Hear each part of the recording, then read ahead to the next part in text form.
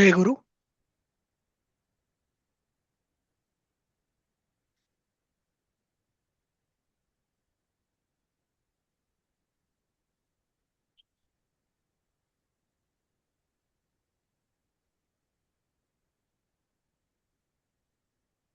आपण सुरुवात करायची का? हो, चालेल. दिसतोय माझा स्क्रीन? हो, पण हे नाही दिसत ते स्टुडिओ असं म्हणजे वेबसाईट व्हिडिओ डिटेल्स असं दिसतंय. हा, बरोबर आहे. मी ते बेसिकली अपलोड करत होतो. ओके. ठीक आहे. आपलं हे सुभाषित चालू आहे 10वा. आपण सुरू करूयात. लास्ट कोणी केलं होतं लक्षात आहे? वैजयंतीताई करत होत्या आणि टायमिंग अच्छा, संपलं. बरोबर आहे. आणि आपला माझ्या मते हा झाला होता 9वा. परोपकाराय दुहंती गावः हम्म. आणि परोपकाराय सताम विभूतयः. हो, बरोबर. हा, मग 10वं वैजयंती ताई आल्यात का? हो सर. हा, मग आले. घ्या 10वं. वृथा वृष्टिं समुद्रेषु वृथा तृप्तस्य भोजनं वृथा दानं समर्थस्य वृथा दीपो दिवापि च. हं, म्हणजे समुद्रामध्ये वृष्टी होणं व्यर्थ आहे. हं, समुद्रात व्यर्थ आहे. नंतर तृप्त झालेल्या माणसाला भोजन देणं पण व्यर्थ आहे. अगदी बरोबर. आणि समर्थ म्हणजे धनाने सामर्थ्यवान असलेल्या माणसाला दान देणं पण व्यर्थ आहे. हं, आणि अं, दिवसा दिवा जाळणं हे पण व्यर्थ आहे. अगदी बरोबर आहे. लावणं पण व्यर्थ आहे. हा, घ्या अन्वय वाचा. समुद्रेषु वृष्टिः वृथा तृप्तस्य भोजनं वृथा समर्थस्य कृते दानं वृथा आणि दिवा पीच दीपः वृथा भवति. बरोबर. अं, अर्थ अर्थ वाचा. आहे, समुद्रात वृष्टी व्यर्थ आहे. ज्याचे पोट भरले आहे त्याला जेवण निष्फळ आहे. श्रीमंताला दान देणं निरुपयोगी आहे. आणि दिवसा दिवसा म्हणजे सूर्याच्या प्रकाशामध्ये दिवा जाळणं फुकट आहे. बरोबर आहे. आता भावार्थ घ्या. भावार्थ म्हणजे ज्याची आवश्यकता असेल असेच काम करावे. बरोबर आहे. ज्याची ज्याची आवश्यकता नसेल, आवश्यकता असेल तसेच काम करावे. हो, बरोबर आहे. जर तृप्त अनावश्यक माणसाला जेवण गोष्टी, हा, अनावश्यक अनावश्यक गोष्टी गोष्टी केल्या तर आपल्या काळ, वेळ, पैसा केलेलं वाया जातं, सगळं वाया केलेलं जातं. व्यर्थ होतं. बरोबर आहे. हं? म्हणून बघा, ते म्हणतात ना, दान करावं पण सत्पात्री दान करावं. उत्पात्री दान, ज्याला आवश्यकता असेल, ज्याला गरज असेल त्यालाच दान करावं. हा, आणि जो पात्र आहे, हो, पात्र म्हणजे दे ज्याला घेण्यासाठी ज्याची लायकी सिद्ध झालेली पात्र आहे आहे. असा. बरोबर. हं? चालेल. पुढचं घ्यायचं आहे. याच्यात काही कोणाला शंका? कारण की तसं अगदी साधं सरळ सोपं सुभाषित आहे. हो, बरोबर. हे सोपं आहे. चालेल. मग आपण आता पुढे विद्याताईंकडे जाऊ. मराठीतून पदार्थ समजतो. हा, आता पुढे काय ना, काही काही सुभाषित आहेत ती अशा प्रकारे खाली दिलेल्या श्लोकांचा अन्वय अर्थ व भावार्थ लावायचा प्रयत्न करा. खरं बघायला गेलं तर हा गृहपाठ म्हणून दिलेला होता. पण आपण जेवढे तुम्हाला हे घरी त्या गृहपाठ म्हणून करायची इच्छा आहे का?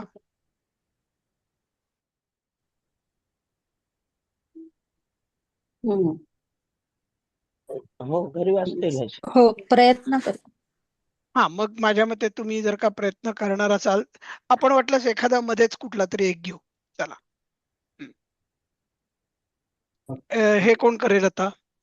विद्याताई तेंडुलकर.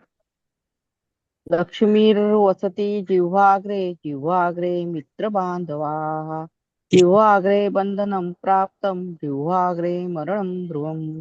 छान वाचलत विद्यार्थी, एकदम थँक्यू. तालात वाचलत, सुरात वाचलत आणि सर्व उच्चार अगदी स्पष्ट झाले तुमचे.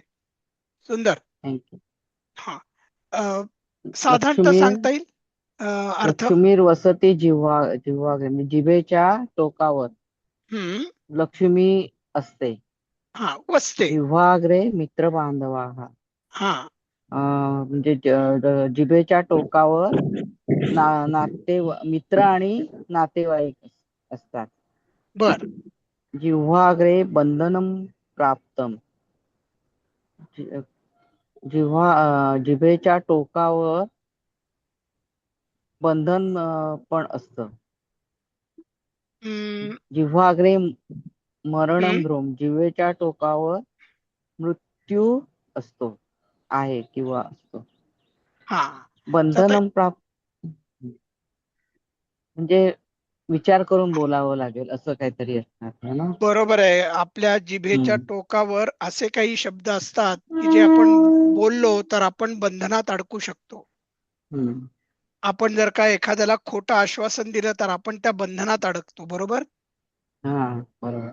हा. त्यामुळे आपण जेव्हा आपल्या जिभेचा वापर करून कोणालाही एखादं आश्वासन देतो, एखादी गोष्ट सांगतो, तेव्हा त्यामुळे आपल्यावर खूप मोठं बंधन येऊ शकतं, खूप मोठी अडचणी येऊ शकते.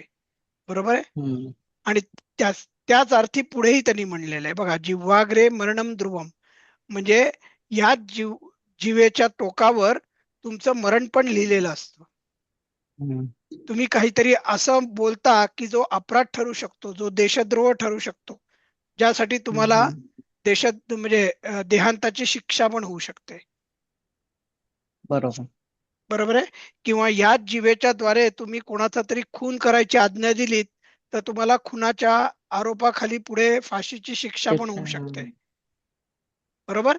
म्हणून हम्म. आपण बोलतो तो तेव्हा विचारपूर्वक बोल. विचारपूर्वक बोलायला पाहिजे. हम्म.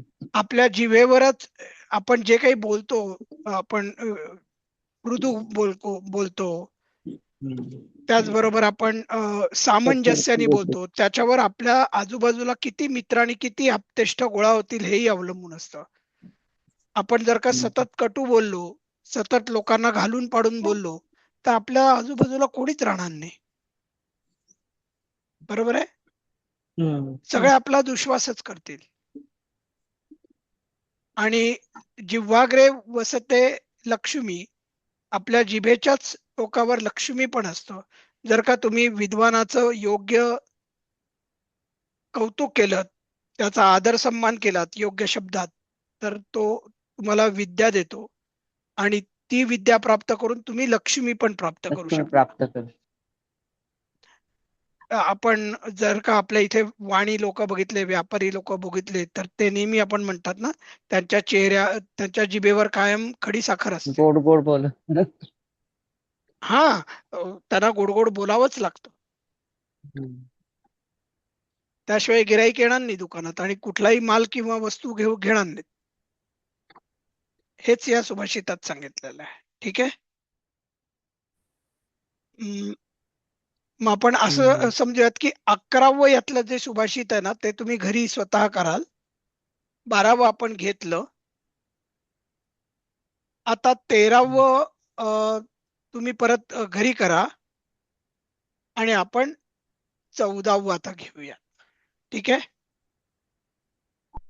हा. घ्या. हे नाही वाचू आता का? पुढे कोणच विद्याताई नंतर एकदम कल्पनाताई उबाळे नसतील तर मग कपिलजीच आहेत. अर्थागमो नित्यमरोगिता च प्रिया च भार्या प्रियवादिनी च वश्यश्च पुत्रोर्थकरी च विद्या षड्जीवलोकस्य सुखानि राजन. ठीक आहे. अन्वय घ्या आता पहिले जरा, कारण की हे जरा थोडं अवघड आहे. हे राजन, हा. षड जीव अच्छा हे राजन षड जीव लोकस्य सुखानि अर्थ आगमो नित्यम आरोगिता च हम्म, प्रिया प्रियवादिनी च हम्म. भार्या वश्यश्च पुत्र अर्थकारी विद्या च. मराठीत आता अर्थ वाचा एकदा. हे राजन, हा. धन प्राप्ती, नियमित उत्तम आरोग्य, प्रेमळ व मृदुभाषी पत्नी, आज्ञाधारक पुत्र आणि लाभदायक ज्ञान या पृथ्वीवरील ही 6 प्रकारची सुखे सांगितली आहेत. म्हणजेच धनप्राप्ती, स्वस्थ जीवन, अनुकूल पत्नी, गोड बोलणारी पत्नी, आज्ञाकारी पुत्र आणि तसेच धनार्जन करण्याला मदत करणारी विद्या. ही ही ह्या ज्या 6 गोष्टी आहेत ना, त्या संसारामध्ये सुख प्रदान करू शकतात. छान आहे की नाही सुभाषित? छान. कोण आता ह्याच्यामध्ये थोडस जास्त भावार्थ म्हणा किंवा स्वतःच्या वाक्यात अजून जरा खुलवून कोण सांगू शकतंय? रुपालीजी, तुम्ही घेताय? हा, म्हणजे सहा सुख सांगितली आहेत, 6 प्रकारची. म्हणजे आपलं जर आरोग्य चांगलं असेल, आता इथे प्रेमळ आणि मृदुभाषी पत्नी असेल, हा राजाला उद्देशून आहे, त्यामुळे ते त्याची पत्नी प्रेमळ व मृदुभाषी. वश्यश्च म्हणजे आज्ञाधारक पुत्र असं दिसतंय बरोबर आहे ना. आणि अशी विद्या ज्याच्यामुळे पैसे कमावता येतील, अशा बरोबर आहे. प्रकारचं ज्ञान. अशी ही 6 सुख आहेत. म्हणजे असं हे जर सगळं तुमच्याकडे असेल तर तुम्ही सुखी व्हाल असं. बरोबर आहे. आणि नियमित उत्तम आरोग्य ते राहिलं त्याच्यामधलं. बरोबर आहे. धनप्राप्ती, नियमित उत्तम आरोग्य. बरोबर आहे. ठीक आहे. आपल्याला धनाची तर गरज असतेच सुखी होण्यासाठी. आपल्याला आरोग्य तर कायमच चांगलं पाहिजे. त्याशिवाय सगळी बाकीची गोष्टी आहेत त्या निरुपयोगी ठरतील. आपला जोडीदार जो आहे जीवनाचा, तो प्रेमळ आणि मृदुभाषी पाहिजे. आपला बरोबर. मुलगा पण आपली आज्ञाधारक पाहिजे, समजूतदार पाहिजे. आणि आपल्याला जे ज्ञान आपण प्राप्त करतो ते लाभदायक पाहिजे, म्हणजे त्याचा लाभ लोकांना होईल. लोकांना जर लाभ झाला तरच तुम्हाला ते त्या ज्ञानाचा मोबदला देतात. हा. लाभ कायम फक्त स्वतःला नसतो. ज्ञानाचा लाभ हा लोकांनाच व्हावा लागतो, तरच आपल्याला स्वतःला मनशांती आणि पोटा पाण्यासाठी पैसे मिळतात. बरोबर. हो. ओके. भावार्थामध्ये जरा वाचता ताई, रुपाली ताई? हो. ज्याच्या घरात नेहमी अर्थागम म्हणजे पैशाचे आगम होते, ज्याचे शरीर आरोग्यदायी आहे, ज्याची पत्नी आवडतीची आणि गोड बोलणारी, टोचून न बोलणारी आहे, ज्याची संतान आज्ञाधारी आहे, जीवनात जे विद्या, शिक्षण, ज्ञान मिळवले त्याचा उपयोग पैसे कमावण्यासाठी करतो. हे राजन, अशा 6 गुणसंपन्न व्यक्ती ह्या जगातील सर्वात सुखी व्यक्ती होय. जगी सर्व सुखी असा कोण आहे, त्याची ही व्याख्या आहे. पण अशा 6 गुणसंपन्न व्यक्ती असं नाही वाटलं मला ते. नाही, या 6 गोष्टी आहेत ती व्यक्ती ना. हा, बरोबर आहे. हे जरा थोडस गुणसंपन्नाची वेगळं गरज लिहिलंय. नाही. हा, 6 गुणसंपन्न म्हणायची गरज नाही. अशा गोष्टी ज्याच्याकडे आहेत त्या व्यक्ती जगातील सर्वात सुख आहे. सुखी होय. बरोबर आहे. हे काढायला पाहिजे. 6 गुणसंपन्न नाहीये, याच्यात गुणांचं नाही दिलेलं. याच्यावर काही शंका आहेत का सुभाषितांवर? आपण मागच्या स्लाइड मला तिथे असं लोके विचारायचं लिहिलंय होतं. त्यांनी, षड लोक कुठे म्हणताय ताई? त्या सुभाषितामध्ये कुठल्या ह्याच्या आधीची स्लाइड जी यात. होती ती. हा नाही हे नाही. नाही, आपण आता ज्याचा अर्थ पाहिला त्याचा श्लोक पाहायचा आहे. त्याचं श्लोक पाहायचा म्हणजे त्याचं सुभाषित बघायचंय परत. हा घ्या ना. हा.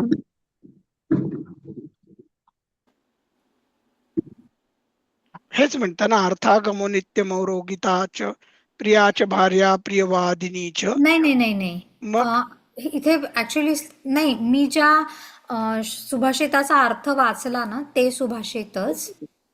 ते नाही ते षड्जीव अरे हा बरोबर, लोकस्य. षड जीव लोकस्य हो, असं म्हणलं इथे, म्हणून जीव लोकस. षड म्हणजे ही सहा. या 6 जीवलोकामध्ये ही 6 सुखे. हा तसं ते सुखांनाच 6 आहे ते, म्हणजे बरोबर आहे. नाही ते फक्त हा. कन्फर्म करायचं होतं कारण तो त्यांनी अर्थ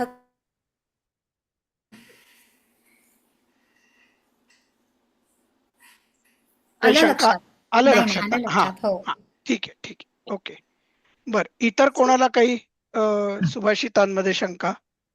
हो सर, मला आहे. बोला. असं विचारायचं होतं का, म्हणजे हे जे आता त्यांनी श्लोक दिलेले आहेत तर प्रत्येकाच्या याच्याप्रमाणे त्यांचे अर्थ वेगळे वेगळे निघू शकतील का? तर नाही, त्यांनी जे अर्थ आता अर्थ दिला एकच आहे, निघणार ना ताई. नाही भावार्थ जो दिलाय म्हणजे थोडस आपण म्हटले हो थोडस अजून हो, तुम्ही हे तुमच्या केलं. शब्दामध्ये भावार्थ लिहायचा आहे. जितका छान खुलवता येईल तेवढं खुलवा. हं. कारण की आता तुमच्या आपण आयुष्यातले तुमचे अनुभव वेगळे असतील, बरोबर आहे? हं. आणि त्यानुसार तुम्ही ते सुभाषित स्वतःला लागू करू शकता. त्यामुळे तुमचा कारण भावार्थ हा अ, वेगळा येणं साहजिकच आहे, पण अगदी देखील विरुद्धार्थी व्हायला नको. नाही, त्यांनी जो जो भावार्थ दिलाय त्याला अनुसरूनच असला पाहिजे तो, पण थोडी शब्द हा रचना वगैरे आपण वेगळी अगदी वापर. तुम्ही तुमच्या शब्दरचनेमध्येच भावार्थ लिहायचा आहे, तीच अपेक्षा आहे. त्यांनी जो भावार्थ दिला त्याला अनुसरूनच पण चौकटीच्या याच्यातच लिहितो गरजेचं आहे. मला थोडं तेच विचारायचं होतं का थोड्या वेगळ्या पद्धतीने आपण लिहितोय का किंवा कालच्या याच्यात आपण पाहिला तो पैशाच्या संदर्भातला होता. पैशाभोवतीच सगळं फिरती दुनिया व त्याचाही बरोबर दिलं आहे. होतं, त्याचे हो पण वेगळे दिले तर ते असे प्रत्येक सुविशेषाचे वेगळे वेगळे अर्थ होऊ शकतात.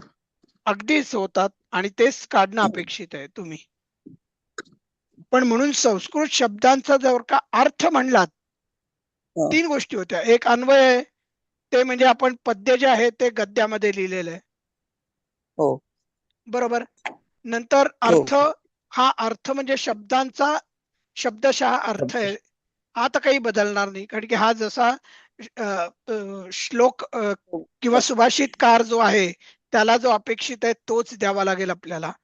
आणि मग भावार्थ मात्र तुम्ही तुमच्या मनाने लिहायचा आहे. चालेल. सर, आणि सर. शनिवार रविवार पण क्लास असतो का सर? रविवार नाहीये, शनिवार असतो. म्हणजे आपला अच्छा अच्छा. आता मोहिनीताई आपल्यासाठी शुक्रवार रात्री असतो आपला. अच्छा, भारतामध्ये तसंच ती ना. शनिवार हा तर सकाळ मला असतो आणि हा आणि भारतामध्ये आपल्याला रविवार रात्र असते, पण भारतात सोमवार सकाळ असते. त्यामुळे आपल्याला सोमवार सकाळ असते म्हणजे शुक्रवार रविवारी पण संध्याकाळ आणि रविवार संध्याकाळी क्लास असतात आपल्याला. हो का? नाही, मग माझं ते मी म्हणजे मिस होतं, कारण की मला असं वाटतं की त्या शुक्रवारचा बरोबर होऊन जातो, कारण की तो त्यांची शनिवारची सकाळ असते, पण मी रविवारचा जो असतो रात्रीचा तो माझा मला लक्षात नाही आलं की ते तसं होत असावं. ओके हा, ओके. म्हणजे थोडक्यात असं लक्षात ठेवा की भारतीय वेळेनुसार सोमवार ते शनिवार प्रत्येक दिवशी सकाळी वर्ग असतो. त्यांच्या सकाळी म्हणजे भारतातल्या मी भारतातच सकाळप्रमाणे बोललो ना आता, मी आपलं बोलतच हा. नाहीये. हो हो हो, लक्षात आलं हो. हम्म. म्हणजे मग माझं तेवढं मिस होत होतं. Okay okay. अच्छा, बर बर, ठीक आहे, चालेल चालेल. ओके, मग आपण आता लोकोक्तीकडे जायचं का? हो सर. चालेल. चालेल. आपण 11वा तर आधीच घेतला होता संधी, आठवतंय? हो आता आपण लोकोक्तीकडे जाऊ. चला, लोकोक्ती म्हणजे काय?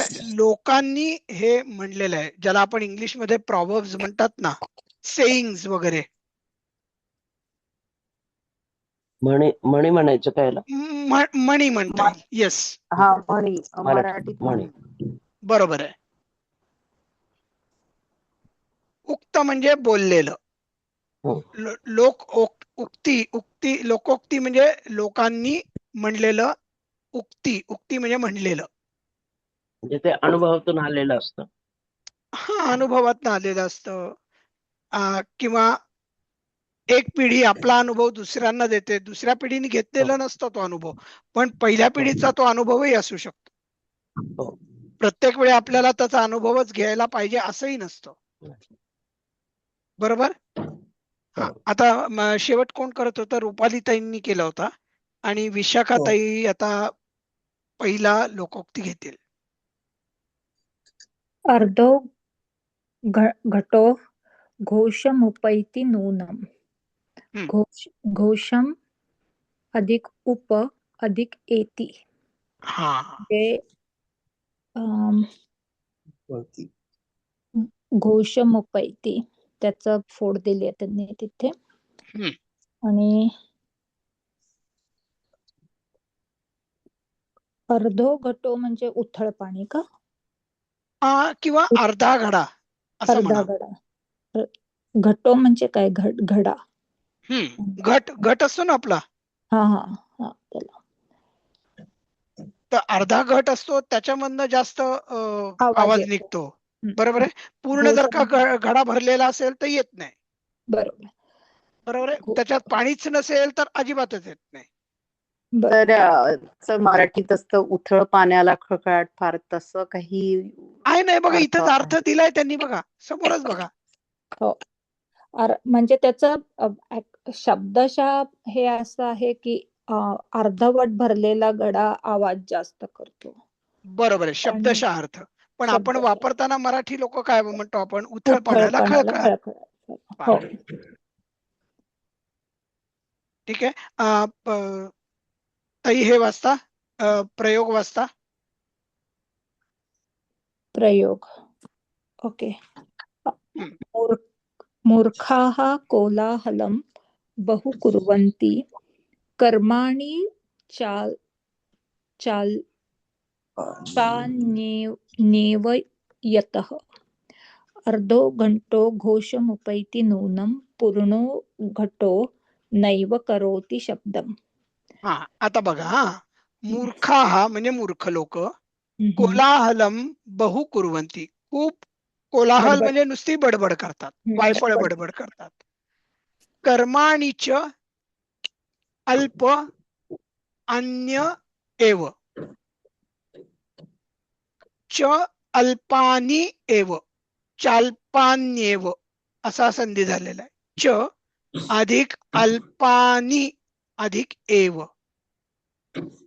अल्पानी म्हणजे खूप कमी, छोटी, पण काम मात्र कमी करतात, नुसतेच बोलतात. यतः म्हणजे जसं, अर्धो घटो घोषमुपैति नूनम, पूर्णो घटो नैव करोति शब्दम.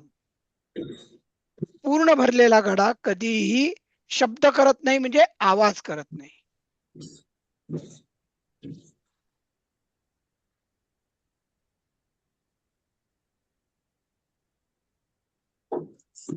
बघा पुढे मराठीतला अर्थ वाचता येतही. हो, हे मराठीत अर्थ.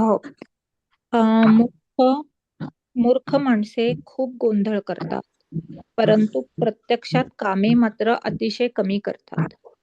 हे अगदी तसेच आहे जसे की अर्धा भरलेला घडा खरोखर जास्त आवाज करतो, पण जो घडा पूर्ण भरलेला असतो तो मुळीच आवाज करत नाही. बरोबर. चालेल. कोणाला काही शंका ह्याच्यात? हो सर, मला आहे. बोला. घोषम उप एती हे जरा सांगता का? कसं म्हणजे मला उप आणि एती असा अर्थ नाही कळला. हा, घोषम उपएती म्हणजे नुसता आवाजच करतात अशा अर्थी आहे. अच्छा. म्हणजे उप आणि येतील असं पर्टिक्युलरली काही अर्थ आहे? आहे म्हणजे आवाजच फक्त आवाजच करतात. नूनम म्हणजे फक्त. नुनम म्हणजे खरोखरच किंवा खरोखर बरोबर ते आहे. पण आहे ना खरोखरच. हो, अगदी बरोबर आहे. नूनम खरोखर फक्त आवाजच करतात या अर्थी ते उपएती आहे. ओके. आवाजच करतात या अर्थी. हा, ओके. आणि पूर्ण जर का असेल पूर्ण घटो नैव करोती शब्दम. आता पूर्ण घटो मी म्हणलं काय आहे ही, कुठली विभक्ती आहे मी सांगितलं होतं तुम्हाला एकदा. घटो. हा, घटम म्हणजे प्रथम. नाही.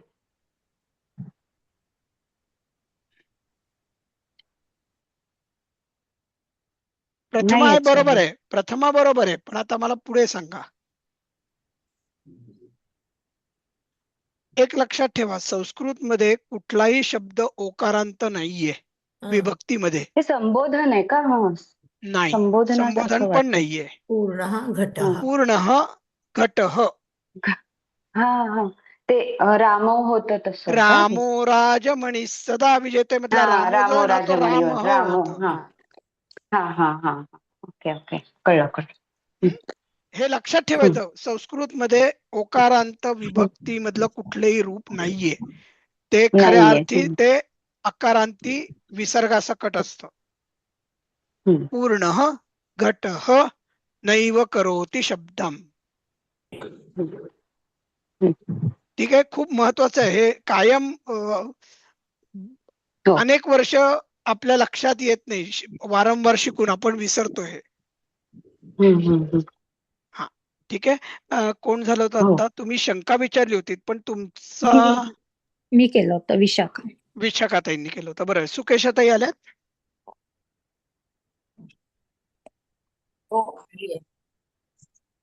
ताई तुमचा आवाज ब्रेक होतोय.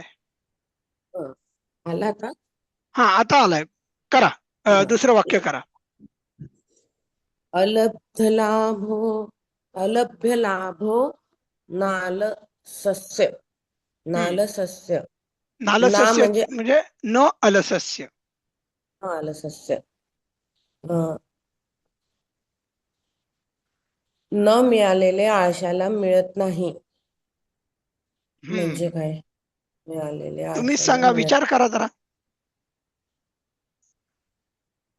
म्हणजे त्याला काही प्राप्तच होत नाही, कारण तो आळशी आहे, तर तो बसूनच राहिलाय, त्यामुळे त्याला ते बरोबर मिळणारच. बरोबर बरोबर. तुम्ही काही जर का उद्योगधंदाच केला नाही तर तुम्हाला यश आणि अपयश मिळणारच नाही ना. काहीच मिळणार. हा, आता प्रयोग वाचा बघा, अजून जरा थोडस आपल्याला कळतंय का बघूयात. सखे उत्तिष्ठ यतस्व यतः न भवति अलभ्य लाभो अलसस्य. उत्तिष्ठ यतस्य, उत्तिष्ठ म्हणजे उठणे. यतस्व म्हणजे प्रयत्न कर, प्रयत्न कर. यज्ञ म्हणतो ना आपण, प्रयत्न हा शब्द त्याच्याहून आलाय. बरोबर आहे. हा, उठ, प्रयत्न कर. सखे म्हणजे मित्र. आता इथे सखे म्हणजे स्त्रीलिंगी सखे नाही.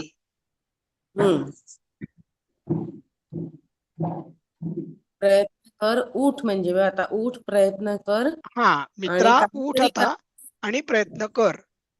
कारण की न भवती अलभ्य लाभ म्हणजे आळशी माणसाला त्या ज्या गोष्टी मिळणार नाहीयेत परत, त्या कधीच मिळणार नाही, कारण तो झोप बसून आहे. बरोबर आहे. त्याला बघा किती कमी शब्दात अनेक गोष्टी त्यांनी सांगितल्या. पण न मिळालेले म्हणजे नेमकं काय म्हणायचं सर? न मिळालेला म्हणजे त्यांनी कधी प्रयत्नच केला नाही, त्यामुळे त्याला काहीच मिळालेलं नाही. बरोबर, म्हणून न मिळालेल्या. आळशी माणसाला काही मिळतं का? हा नाही, तो प्रयत्न प्रत्येक करत नाही, त्याच्यामुळे त्याला त्यामुळे मिळत नाहीच. प्रत्येक गोष्ट ही त्याला न मिळालेलीच असते त्याच्यासाठी. तुमच्या माझ्यासाठी कुठली तरी गोष्ट मिळते किंवा कुठली गोष्ट मिळत नाही. कधी कधी आपली बुद्धी कमी पडते, कधी कधी आपलं कौशल्य कमी पडतं, कधी कधी आपलं नशीब कमी पडतं कित्येक वेळेला. पण आपले प्रयत्न मात्र असतात. हम्म. प्रयत्न नसतात असं कधी होत नाही आपल्या बाबतीत. पण तो प्रयत्नही करत नाही आणि आणि तो काहीच प्रयत्नही करत नाही, काहीच करत नाही. त्यामुळे त्याच्यासाठी प्रत्येक गोष्ट ही न मिळालेलीच गोष्ट असते, त्याला न मिळालेलीच असते त्याच्यासाठी. अशा अर्थाने हे वाक्य. हो. हा, ठीक आहे. पुढे जायचं आपण लोकोक्तीमध्ये. पुढे कोण घेणार आहे आता? सुकेशाताई नंतर मोहिनीताई घेऊ शकतात. हो सर. हा, तिसरा शब्द ना? हो, तिसरा वाक्य. हा, तिसरा. अर्थेषणा न व्यसनेषु गण्यते. हा, एषणा म्हणजे कामना. प्रयोग अर्थे मनुष्या धनार्जन जयत यतः अर्थेषणा व्यसनेषु न गण्यते. हा, आधी आपल्या म्हणजे मराठी मधला अर्थ उपमानवाक्य. वाचा हा जरा. हा, धनप्राप्तीची इच्छा हे व्यसन मानित नाहीत. बरोबर आहे. आणि त्याच्यानंतर अये माणूस काय ते आपले अये मनुष्या धनान्य जयत यत अर्थेषणा व्यसनेषु न गण्यते. हा, म्हणजे अरे मानवांनो, संपत्ती मिळवा, कारण संपत्ती मिळवण्याची ओढ किंवा इच्छा ही व्यसनामध्ये मोडत नाही किंवा सवयी मोजली जात नाही. बरोबर. आता इथे ना मी एक दुरुस्ती करणार आहे. संपत्ती हा शब्द जरा जो वापरलाय ना तो चुकीचा आहे. इथे धन मिळवा, कारण धन मिळवण्याची ओढ किंवा इच्छा ही व्यसनांमध्ये मोजली जात नाही, म्हणजे त्याला वाईट सवय म्हणत नाही. हा, धनप्राप्तीची इच्छा व्यसनामध्ये मोडत नाही किंवा मोडत नाही. आता इथे संपत्ती हा शब्द जरा चुकीचा वापरलेला आहे. संपत्तीचा खरा अर्थ आहे गरजेपेक्षा जास्त जमवलेले धन. धन. हा, आणि नुसतं धन म्हणजे गरजेपुरती मिळालेले. बरोबर आहे. आपल्याला गरजेपुरते जेवढं आहे ते आपल्याला पोटा पाण्यासाठी आणि उदरनिर्वाह करून आपल्याला जगण्यासाठी लागतं, त्याला धन म्हणतात. आणि तो खरा अर्थार्जनाचा अर्थ आहे. त्यामुळे हे मी करेक्शन करायला सांगतो. ठीक आहे, मी लिहून ठेवतो. पण धन म्हणजे गोधन, विद्याधन असं पण असतं ना? हो, पण मग आता विद्याधन आहे तुम्हाला. ते एकमेव धन आहे. पुढे तुम्हाला एक कितवीत बरं परिचय मध्ये का प्रवेश मध्ये एक विद्येवर एक छान तुम्हाला हे येणार आहे, एक पूर्ण धडाच असेल की विद्याधन हे कसं श्रेष्ठ आहे. आणि ते मात्र मला म्हणायचं अनलिमिटेड कमवायला पाहिजे. ओनली कॅश येत नाही. धन म्हणजे धनाचे बरेच प्रकार आहेत. गोधन आहे, विद्याधन असं. मग आता गरजेपेक्षा जास्त काही आपण ठेवायच्या का? सर, संपत्तीमध्ये इथे अर्थच म्हटले ना, पण इथे अर्थ म्हटलंय त्याच्यामुळे इथे इथे इथे अर्थ म्हणलाय म्हणून इथे धन म्हणजेच पैसा या अर्थाने म्हणले. पण तुम्ही कुठलंही धन घ्या ना, फक्त विद्याधन सोडलं तर बाकी कुठलंही धन घ्या तुम्ही, गरजेपेक्षा जास्त कमवलं की त्याचा अतिरेकच होतो. हो, ते बरोबर आहे.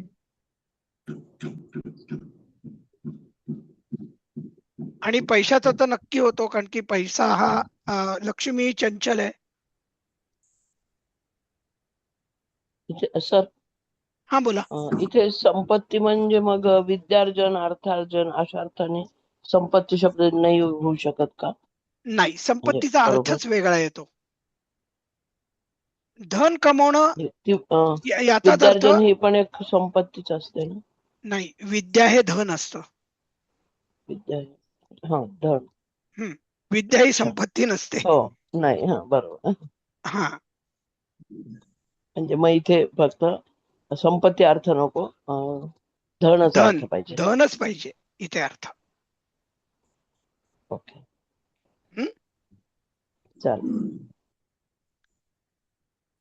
हा आता कोण झालं होतं? मोहिनीताई दुरुक्करांनी घेतलं होतं ना ताई? हो मीच घेतलं होतं आता. हा मग आता छायाताईच आहेत पुढच्या. हो सर. अनुरागस्तु फलेन सुच्यते. अनुरागः सूच्यते. सुच्यते. हा अनुरागः तु हा कृतीने मनातील प्रेम. कृतीने मनातील प्रेम स्पष्ट होते. प्रयोग. बरोबर. तव कार्य विधानास्मी नाही न वेती न विधास्यामि न वेती मम प्रेमैव वदिष्यति यतः अनुरागस्तु फलेन सूच्यते. हा आता हे त्यांनी संस्कृत मध्ये त्याची विस्तृत अर्थ दिलाय. आपण आता मराठी अर्थ वाचू त्याचा, म्हणजे तुम्हाला हे कळेल थोडस. हो सर. वाचा ताई. हो. तुझे काम मी करीन की नाही हे माझेच प्रेम तुला सांगू शकेल, कारण प्रेमाची प्रचिती ही बोलण्यावरून नाही तर कार्याचा जो परिणाम फळ मिळतो त्यावरूनच येते. बरोबर आहे. म्हणजे सगळ्यात पहिल्यांदा म्हणजे काय, आपल्या मनातलं जे प्रेम आहे ते आपल्याला कृतीमधनं आपल्याला व्यक्त करणं गरजेचं आहे. आपण बऱ्याच वेळेला फक्त बोलून ते प्रेम व्यक्त करतो, पण कृती मात्र शून्य असते. बरोबर आहे. हो. आणि आपल्या समोरची व्यक्ती कुठलीही जी कृती करते ती आपण त्या व्यक्तीवर किती प्रेम करतो त्यावर अवलंबून असते त्या माणसाची कृती. बघा, आई आपल्यावर खूप प्रेम करते म्हणून आपण आईसाठी वाटेल ते करायला तयार असतो. मातृभूमी आपल्याला एवढं आपल्यावर प्रेम करते, आपलं संगोपन करते, आपली काळजी घेते की जिच्यासाठी आपण आपला जीव देखील द्यायला तयार होतो. बरोबर आहे. म्हणजे आपली जी कृती आहे ती आपल्याला समोरची व्यक्ती म्हणा, आणि या ठिकाणी व्यक्ती म्हणजे मी मातृभूमी ही एक व्यक्ती धरतोय, ती आपल्यावर करणाऱ्या प्रेमावर अवलंबून असते. नाही, ते मला असं वाटतं उलट आहे. ते आपण केवढं प्रेम करतो ते आपल्या कृतीतनं आणि दुसऱ्याला मग जाणं. हो बरोबर आहे. मग आता तुम्ही दुसऱ्या बाजूने विशाखाताई विचार करा ना. दुसरी तसंच वाटतंय. दुसरी गोष्ट प्रेम आहे हे आपल्या कृतीने सिद्ध होतं बा. बरोबर म्हणजे आहे. आपण आणि काय तुम्ही करतो जेव्हा मातृभूमी तुमच्यावर प्रेम करते म्हणून तुम्ही तिच्यासाठी जीव देता, म्हणजे थोडक्यात तुमचं उत्कट प्रेम व्यक्त करता ना. हा, पण मग ते समोरच्याच प्रेम व्यक्त व्हायला पाहिजे असं. आणि म्हणूनच आपण एकमेकांना प्रेम व्यक्त केलं पाहिजे आणि आपल्या कृतीमधनं दाखवून दिलं पाहिजे. आपल्याही कृतीमधनं दाखवून देते आपल्यावर किती प्रेम करते. आपली पण मग त्याचबरोबर जबाबदारी येते की आपणही कृतीमधनं दाखवायला पाहिजे आईला आपल्या की आपण किती तिच्यावर प्रेम करतो. नुसतंच म्हणायचं नाही की आय लव्ह यू आणि मदर्स डे आला की म्हणायचं हॅपी मदर्स डे. बरोबर. पण सर याच्यामध्ये आईचं प्रेम नाहीये ना अभिप्रेत, असं मी मला तुम्हाला वाटतं. म्हणजे एक्झाम्पल देतोय. कुठलंही प्रेम तुम्ही कोणी घ्या, तुमचा नवऱ्याचा एक्झाम्पल घ्या तुम्ही. नुसतंच हानी आय लव्ह यू म्हणून नाही होत. नाही, आपण कृती केली पाहिजे. तेच हा, तुम्ही